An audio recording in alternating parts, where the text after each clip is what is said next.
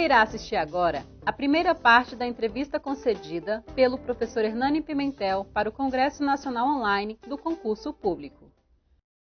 Olá, pessoal! Hoje eu estou aqui com o professor Hernani Pimentel, que é praticamente o que eu considero uma lenda viva dos concursos públicos. Ele tem mais de 50 anos de experiência em seleções públicas e hoje a gente vai conhecer um pouco mais a respeito dessa história fantástica. Obrigada, professor, por ter aceitado o nosso convite de participar desse evento. Isso é muito importante para a gente. O prazer é meu e quem agradece sou eu, né? Pois é, professor, eu sei que esse ano o senhor está completando praticamente 50 anos que, de alguma forma, está vinculado às seleções públicas. Eu queria que o senhor contasse isso para a gente. Na realidade, as mulheres não falam de idade, eu não gosto de falar de idade. Mas eu tenho 71 anos. Quando eu tinha 21 anos, eu já era professor de português, preparava material didático e eu subcoordenava um curso preparatório para concursos em São Paulo, lá na Praça da Sé, chamado Filojures, que tinha 8.000 alunos. Então, em 1963, tinha na Praça da Sé um curso chamado Filojures, com 8.000 alunos, e eu era subcoordenador de português lá, com 21 anos. Então, a minha experiência começa mesmo há 50 anos. Né? E esse curso, ele era voltado para quem? Era para a área jurídica, chamava Filojures, significa amigo do direito. Né?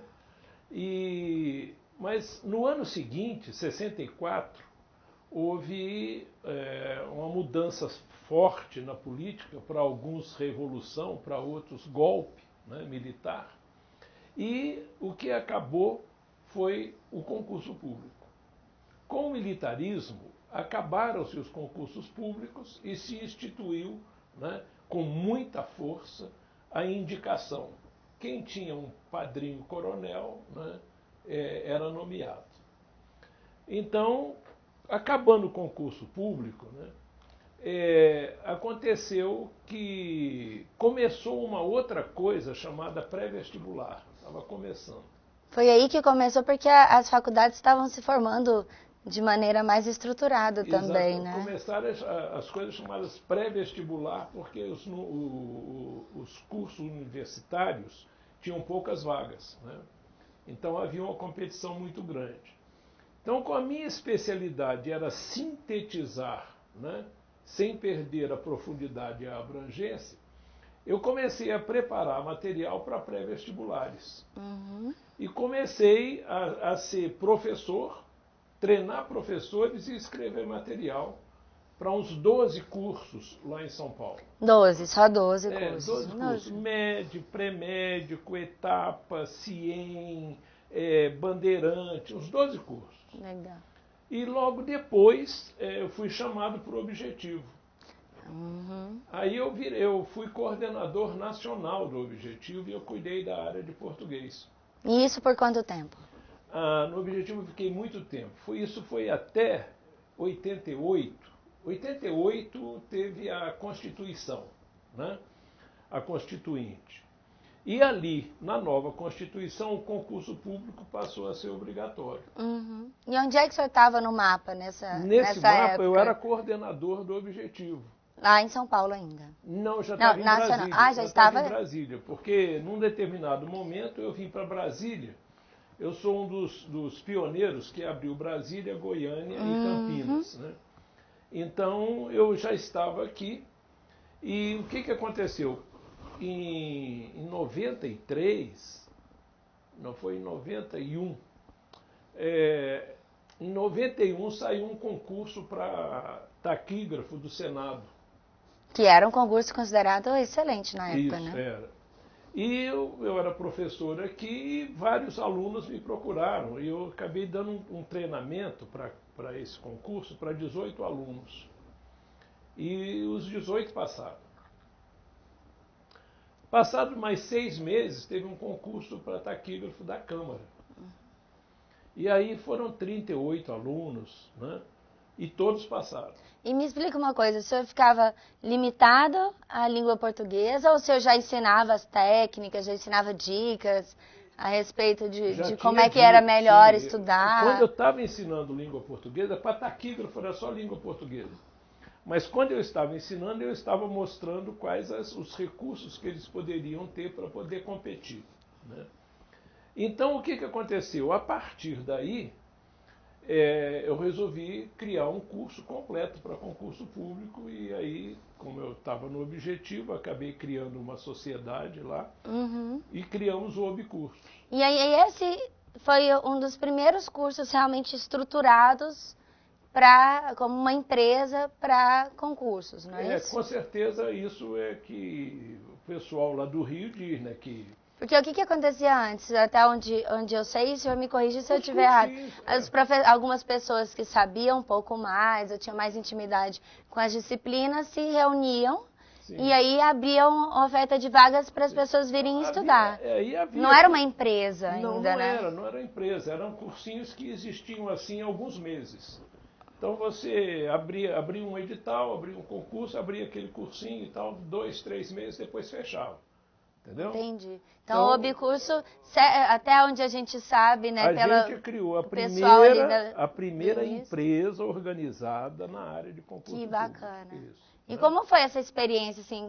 Como que foi esse start de pensar, nossa, a gente precisa se organizar melhor e ser uma coisa contínua? Eu já tinha visão de concurso anterior, né?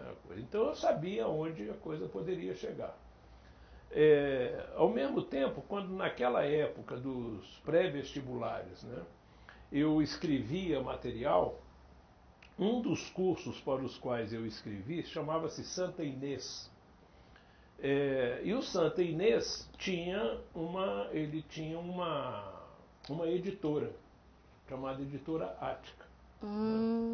Eu li muitos livros da Editora Ática. Pois é. Então, quando eu resolvi montar o Obcursos, eu montei paralelamente a editora, porque eu sabia, já tinha experiência. Porque não tinha, nessa época a gente não tinha tanto, as pessoas não tinham tanto material, não tinha apostila, livro especializado, então nem pensar, veio só muito depois. Né? Então não tinha onde buscar conteúdo, a não ser diretamente com os professores, e eles não podiam ser onipresentes e estar em todos os lugares. Exatamente. Né? Então a gente criou as duas empresas, que seriam o Obcursos e a Vestcom, uma como editora e outra como curso presencial. E chegamos a ter em 8 capitais. Né? Em 8 capitais. Depois uma preocupação de qualidade, né? O que marcou a minha vida toda. Aliás, eu posso dizer tranquilamente o seguinte, na Vestcom, hoje Vestcom, o fundador é um professor e a diretora, né, principal que coordena tudo é uma pedagoga. Então a nossa empresa sempre esteve ligada à educação, nunca teve como objetivo o faturamento. O objetivo é sempre aprovar melhor e mais rápido. Então chegou num determinado momento que eu resolvi investir na educação à distância. Pois é, essa história é super interessante, né? Por que eu fechei as unidades no Brasil inteiro? Porque eu não conseguia controlar a qualidade lá da ponta. Não dava para padronizar esse controle. O professor chegava lá em Curitiba, falava o que queria. Aí o aluno ia achar que o material estava errado. O material didático estava errado. Aí você tinha que botar o aluno em contato com o autor. Aí o aluno já não queria mais aquele professor, queria que o autor é que fosse para dar aula. Você entendeu? E então, aí ficou inviável manter. Não havia controle de qualidade na ponta. Não podia haver, como não existe hoje nenhuma empresa que se divide assim. Então, eu resolvi ir para o Japão estudar ensino à distância. Isso foi quando? Foi em 94. Em 94 a gente não tinha ainda internet, como hoje. Eu acho que já existia a internet de escada, mas não tinha na casa das pessoas. Era coisa para restritos. Para grandes empresas, né, aqueles data centers gigantescos. Na realidade, não existia, porque eu me lembro que lá no Japão, o vice-presidente da Universidade do Ar, que foi uma das últimas empresas que nós visitamos, No almoço ele falou para mim, falou, professor, eu gostaria de sugerir ao senhor que não entrasse, não investisse agora. Porque está surgindo uma coisa, né, chamada internet, que vai mudar, né, vai mudar o panorama da comunicação. Então eu fiquei de 94 fiquei 10 anos, eu e a Norma, ficamos 10 anos esperando a internet desenvolver. Em 2004, nós conseguimos colocar um professor na tela do computador. Foi a primeira empresa brasileira, a primeira empresa da América do Sul e a primeira empresa das 3 Américas que colocou um professor na tela do computador. E como o senhor se sentiu à frente desse pioneirismo? Assim, a gente só se sentia sempre desafiado, porque cada dia era uma batalha, né, na busca de tecnologia, porque não tinha. Então, E aí era comercializado com CDs, né? Não. A gente já era pela internet. Pela internet. Nós começamos com cursos online pela internet. Pois bem, aí o que aconteceu? Aconteceu que eu queria me focar nessa parte do ensino à distância e vendi o Obcurso. Mas a parte presencial. Vendi a parte presencial, mas com o compromisso de a gente continuar junto, o Obcurso e Vesticom, mas acabou não acontecendo, porque outra parte não. E aí existem um monte de histórias relacionadas a isso. Pois é, aí a gente, o que fez? A gente acabou tendo que voltar a ter curso presencial para poder ficar completo, né? Ter a equipe de professores, né, testando o material, porque a gente precisa da sala de aula para testar o material. Então, a sala de aula, ela é o grande laboratório. Então, acabou que a Vesticom passou a ser a primeira empresa completa no Brasil em termos de educação para concurso público, porque ela tem curso presencial, tem a editora com livros, apostilas, né, e ela tem cursos online. Né? Então, com isso, ela conseguiu hoje, nós temos um slogan, né? E o slogan nosso sempre reflete uma verdade. Tá? As pessoas que me conhecem nesses 50 anos de trabalho sabem que eu não gosto de mentira. Então, o nosso slogan a gente tem mais experiência. Por quê? Porque eu tenho 50 anos de experiência. Segundo, a gente aprova mais, porque nós conseguimos comprovar que nós temos mais de 400 mil aprovados no Brasil inteiro. Nós conseguimos. Já chegou a tudo isso. Né? Mais de 400 mil. Na realidade, são 430 mil aprovados no Brasil inteiro. E nós aprovamos mais rápido. Tá? Alunos nossos com 9 meses de curso já passaram em 5 concursos. Nós temos alunos que com 4 meses já passaram em primeiro lugar, alunos com 6 meses passaram em primeiro lugar, com 8 meses. Né? Aqueles realmente dedicados, aqueles que realmente compraram a proposta pedagógica. Né? Uma coisa é a seguinte, uma coisa é o sujeito chegar e se matricular num cursinho. Ele vai ter 4 horas lá e ele ficar comprando livro, material, etc. A outra coisa é ele entrar numa empresa como a Vesticom, né? E ele tem a aula online, ele tem aulas de reforço online, ele tem provas comentadas online, ele tem todo um cabedal de ferramentas, né, com muita experiência para poder simplificar a vida deles. A menina que passou em primeiro lugar no HFA, no último concurso do HFA, ela estudou 4 meses só para concurso público, e foi só na Vesticom.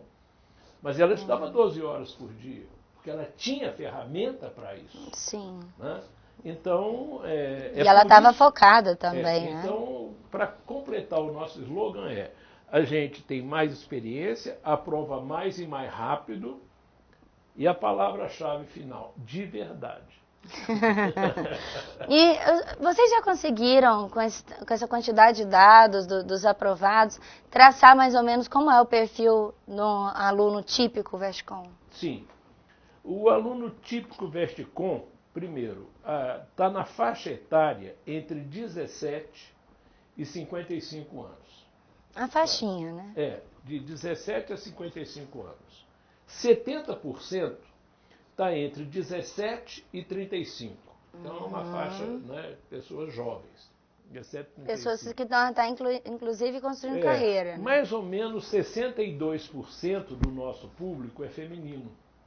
A mulherada tá... A mulherada estuda mais. Tá pegando pesado para estudar. Exatamente. 62% do nosso público é feminino.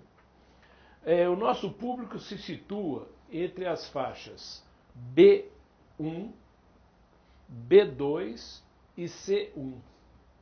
E aí que está o nosso público. Né, que são, é a faixa da população que está buscando uma tranquilidade em constituir família, dependendo ali da parte, né, dessas mulheres, de melhorar a condição de vida da família, de ter mais renda, de melhorar a parte de consumo também, né? Então tá todo mundo ali e os mais novos querendo encontrar uma carreira, né, dentro do serviço público. Se profissionalizar mais rápido. Mais rápido também. E 40% dos nossos alunos só estudam para concurso, eles não estudam para outra coisa.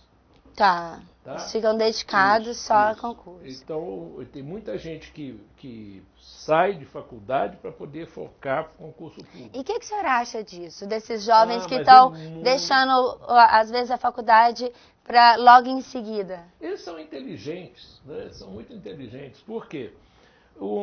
Se eu for fazer uma faculdade hoje, né, eu falo isso com meus netos, vai fazer uma faculdade, são 5 anos. Depois, para você entrar no mercado de trabalho, são mais 2 anos. A média hoje, o cara que termina a faculdade para começar a trabalhar, são 2 anos. Então, são 7 anos para o primeiro emprego. E o primeiro emprego é R$ 1.200. Então, esse aluno que já tem o segundo grau completo, tem concurso de segundo grau que vai de R$3.000 a R$12.000 por mês. Se colocar uma média, 6.000. E aí faz depois a faculdade que tiver interesse. Se ele estudar, por exemplo, na Vestcom, tá? Com 18 meses ele já está no primeiro emprego. Tá? Nós temos históricos, né? Porque a gente coloca, inclusive, em propaganda, né? Sua aprovação em 1 ano, não tem como errar. E realmente, se o cara seguir a gente, ele é aprovado em 1 ano. Mas vamos botar 2 anos. Se ele demora 2 anos para passar, e começa com um salário de R$6.000, olha só o cálculo. Ele encurta em 5 anos o primeiro emprego e multiplica por 5 o primeiro salário. Quer dizer, não tem dúvida, não tem dúvida. É esse o caminho. Faça primeiro o concurso público, depois que você já estiver trabalhando, já puder ter o seu apartamentinho, o seu carrinho, faça a sua faculdade. A gente sabe que com essa... A gente sabe que as perspectivas de concurso são muito boas e tal, mas a gente ainda encontra candidatos que ficam perdidos, que têm dificuldade de ler um edital, de saber por onde começar, de saber... Sabe aquele entusiasmo de fogo de palha? Sai um edital, vou estudar e acho que vou passar, né? Isso é um erro muito comum. O que o senhor poderia aconselhar para quem está pensando em fazer concurso público? O que ele deveria fazer? Olha, só existe um caminho, né, para você ter firmeza. É você conhecer. Então, se você não conhece o concurso público, você realmente fica inseguro. Mas se você fala, não, eu acho que é interessante, eu quero fazer, por quê? Porque eu posso me profissionalizar muito mais cedo e ganhando muito mais em menos tempo, né? Então, vai procurar concurso público. Vai primeiro ver o que é um edital. Pega um edital de concurso, vai analisar o edital. Então, o edital vai dizer quais são as matérias mais importantes, qual é o peso das matérias. Você vai ver quais são, vamos dizer, em cada matéria o que cai. Tá? Conheça o edital, primeiro. E depois, eu acho que você tem que começar a estudar com uma organização. Por exemplo, 70% dos reprovados em concurso público são reprovados em língua portuguesa.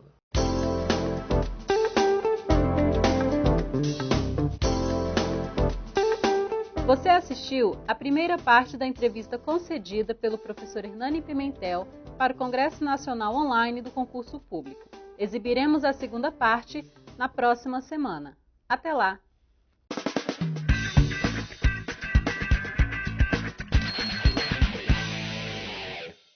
Olá,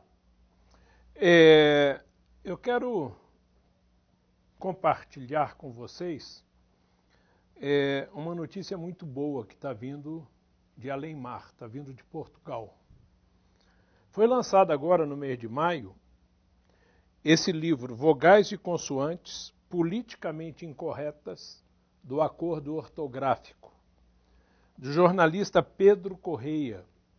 É um jornalista que tem 50 anos, que tem uma experiência muito grande em vários jornais de Portugal, de Macau, e que tem uma pesquisa muito boa sobre como estão reagindo, né, os portugueses, os moçambiquenses, os angolanos, né, os participantes da comunidade dos países de língua portuguesa em relação ao acordo ortográfico.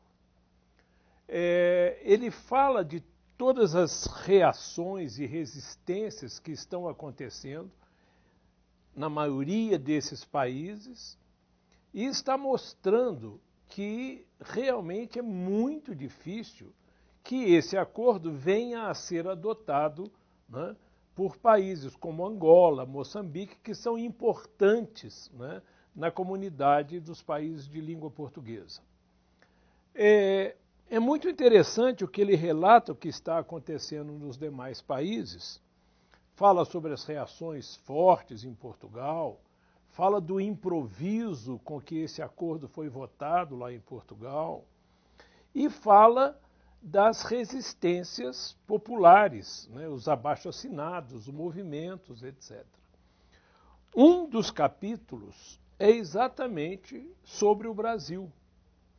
E nesse capítulo ele dá um destaque muito grande para o movimento Acordar Melhor, dizendo que o movimento Acordar Melhor, com 20 e poucas mil, 25 mil assinaturas, conseguiu mais êxito, né, de repercussão e de objetividade que as 130 mil assinaturas que existem em Portugal. Então eles estão elogiando o trabalho do Brasil, né, de ter conseguido, né, através do Senado, né, e da Presidência da República, o adiamento desse acordo por mais 3 anos, né, para a entrada final. A rigor, o Itamaraty diz que esses 3 anos são para que o Brasil entre junto com Portugal, né, como prazo final. Na realidade, eles estão tentando fazer uma pressão em Portugal, porque Portugal colocou o prazo de 2016, mas já fala em 2018, 2019. E o Itamaraty jogou para 2016, dizendo para entrar junto com Portugal, e isso seria uma forma de pressionar Portugal, né? Mas, a rigor, na Comissão de Educação do Senado brasileiro, o que prevalece, né, é que esse tempo dado deve ser utilizado na simplificação dessas regras, de tal forma que a ortografia venha a ser um elemento simplificador do ensino da língua, né, que seja mais fácil as pessoas aprenderem a escrever, inclusive para garantir a inclusão social dos brasileiros, dos angolanos, dos moçambiquenses, dos guineenses, né, da Guiné-Bissau, né, na realidade, de todos os países que fazem parte desse acordo, né, o povo passa a ser mais integrado, né, e mais socialmente aceito se souber escrever bem, se souber escrever corretamente. E isso passa pela simplificação da ortografia.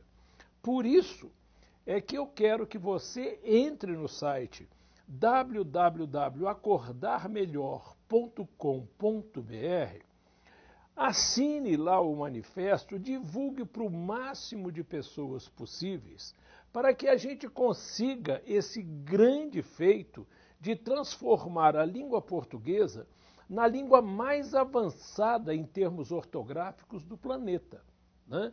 Porque a nossa ortografia pode usar os avanços técnicos e científicos que a linguística comparativa e a linguística aplicada trouxeram ao conhecimento da gramática, né? Por isso, você precisa participar e entre no site acordarmelhor.com.br, deixe a sua assinatura lá e nós vamos informar a vocês dos próximos passos que serão dados.